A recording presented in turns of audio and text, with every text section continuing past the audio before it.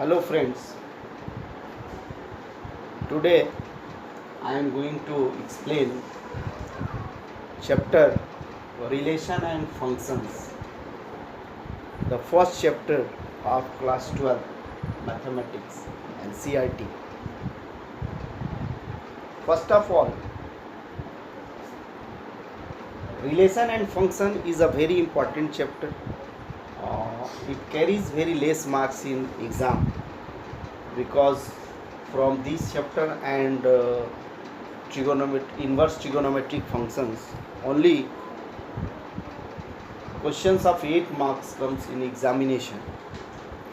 But ये जो chapter है ये इसलिए ज़रूरी हो जाता है, महत्वपूर्ण हो जाता है क्योंकि ये थोड़ा सा थ्योरेटिकल बेस्ड है. इसमें थ्योरी ज़्यादा है, समझना ज़्यादा है. अगर एक बार समझ में आ गया तो उसे हम आसानी से कर सकते हैं किसी भी तरह के क्वेश्चन. मैं यहाँ पे आप लोगों को बहुत ही आराम से धीरे धीरे इसके बारे में बताऊँगा ताकि किसी भी तरह के क्वेश्चन को आसानी से किया जा सके. सबसे पहले क्लास 11th में हम लोगों ने कुछ पढ़ा था, उसका यहाँ पे थोड़ा बहुत इस्तेमाल होगा. थोड़ा हम लोग इसका पीछे का भी एक बार रिवाइज कर लेंगे, रिकैप्चुलेट कर लेंगे. तो 11th में हम लोगों ने पढ़ा था एक चीज़, कार्टेशियन प्रोडक्ट. कार्टेशियन प्रोडक्ट का मतलब क्या होता है? Let A and B two non-empty sets. Let A and B two non-empty sets. Then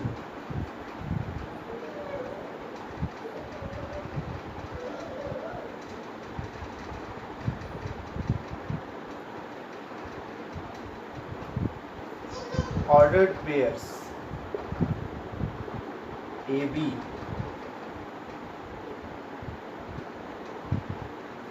are called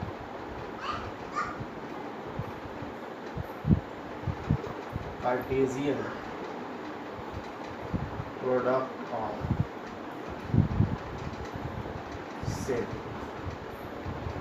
A and B, where A belongs to A and B belongs to small b belongs to set B.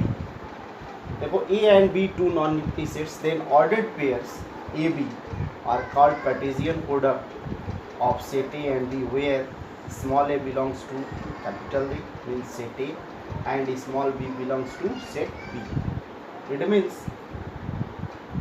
हम कह सकते हैं कि जितने भी ordered pair A B बनेंगे जिसमें ए कहाँ से होगा, सेट ए से होगा, और बी कहाँ से होगा, सेट बी से होगा, तो उसको हम लोग क्या बोलेंगे? कार्टेशियन प्रोडक्ट कहेंगे. जैसे इसको दूसरे रूप में लिखा जा सकता है, A cross B is equals to A B such that A belongs to set A and B belongs to set. अब इसका एक एग्जाम्पल देखते हैं हम लोग. ए एक सेट है 1 2 3 और बी एक दूसरा सेट हमने लिया ए बी, या इसको कोई और नंबर हम लोग ले लेते हैं. हम लोग लेते हैं एक्स वाई. ए एक सेट है जिसमें एलिमेंट है 1 2 3, बी एक सेट है जिसमें एलिमेंट है एक्स वाई.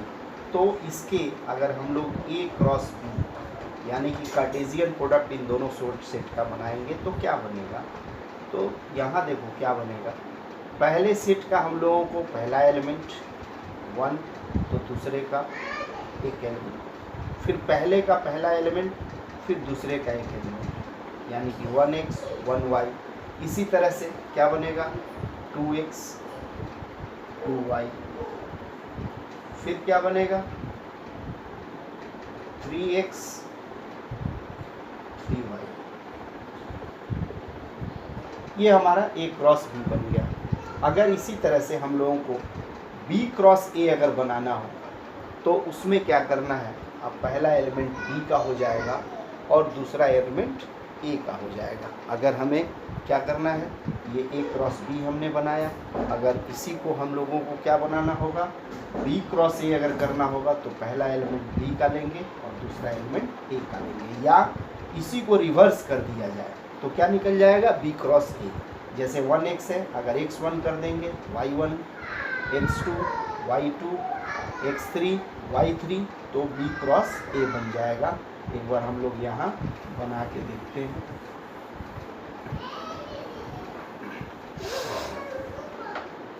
अगर हम यहाँ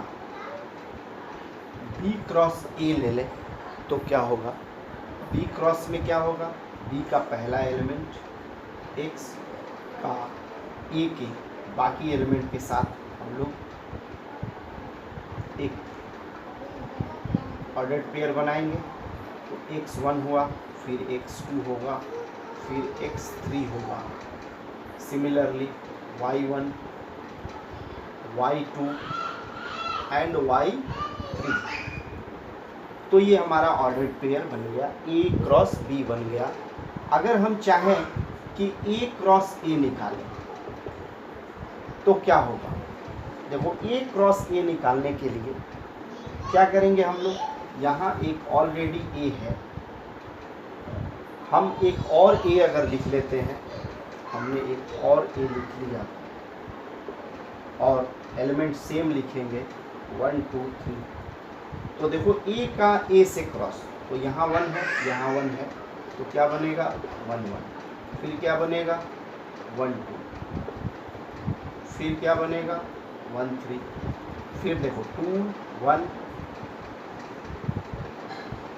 फिर क्या बनेगा 2 2, फिर क्या बनेगा 2 3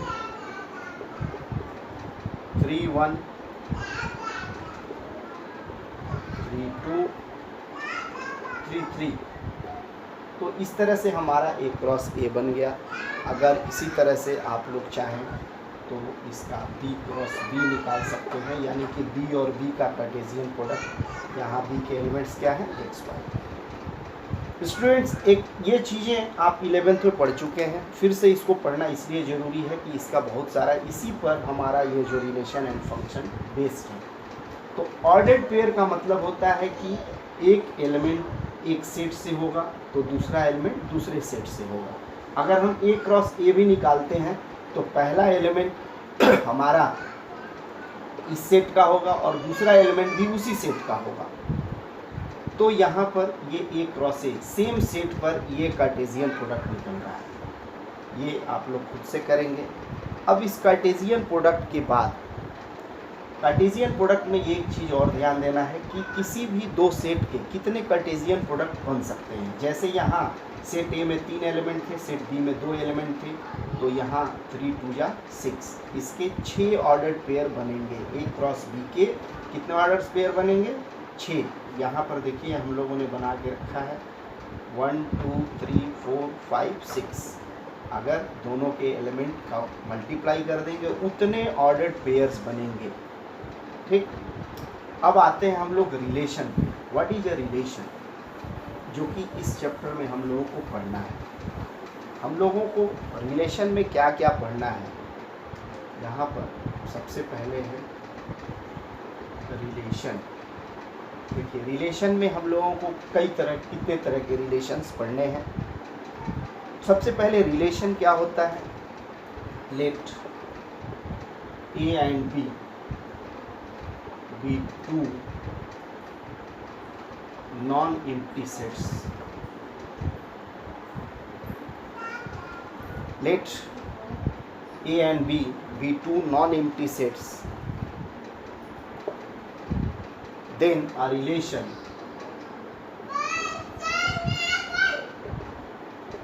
R from set A to set B is a subset of A cross B. अगर ए और बी दो नॉन एम्प्टी सेट्स हैं और आर उनका एक रिलेशन है, ए और बी के बीच एक रिलेशन है सेट ए से बी में, तो वह रिलेशन क्या होगा?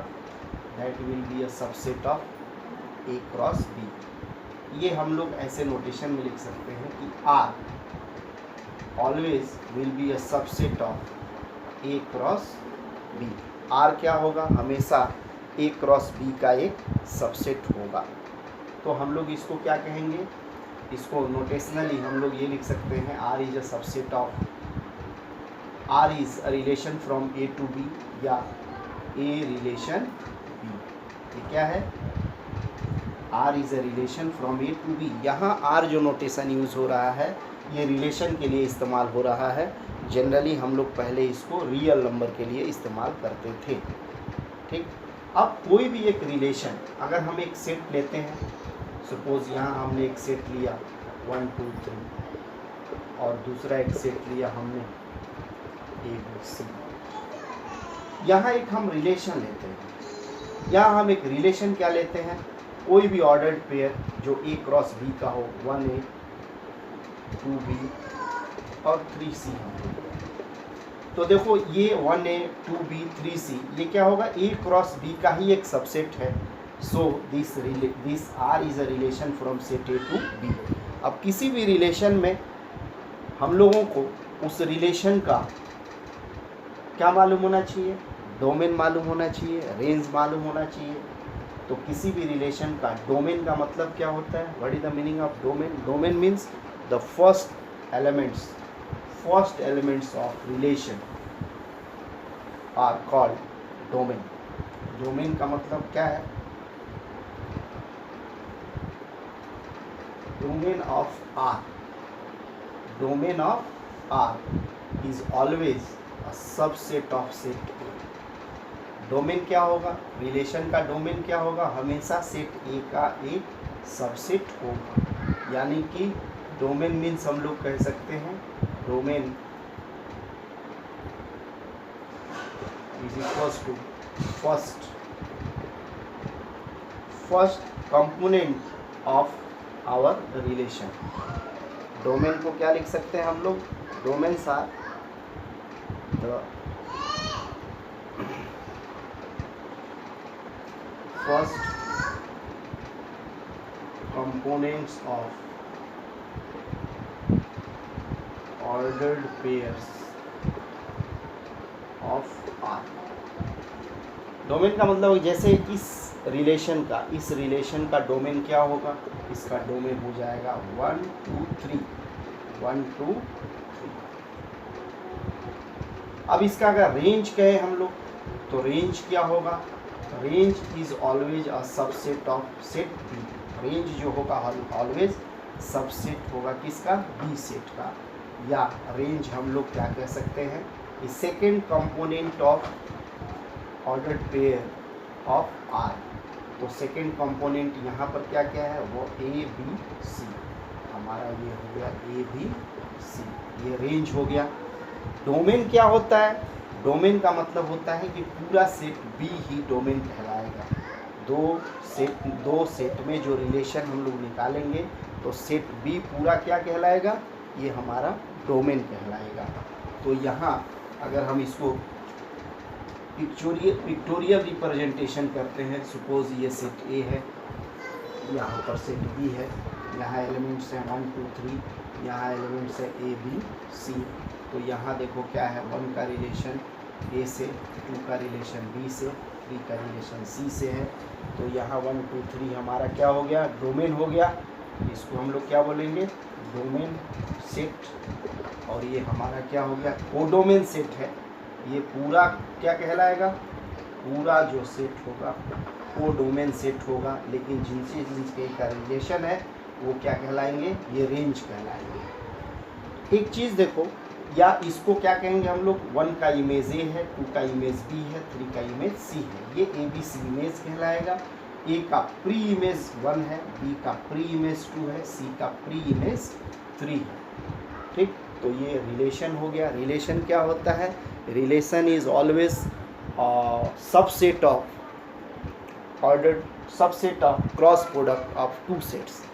अगर हम एक ही सेट पे रिलेशन ले रहे हैं, अगर हम लोग यहाँ 12th में हम लोगों को एक ही सेट पर सारे रिलेशन डिस्कस करने हैं, तो यहाँ क्या होगा कि किसी भी सेट पर अगर ए पर ही रिलेशन निकालना है तो relation will be a subset of A cross A.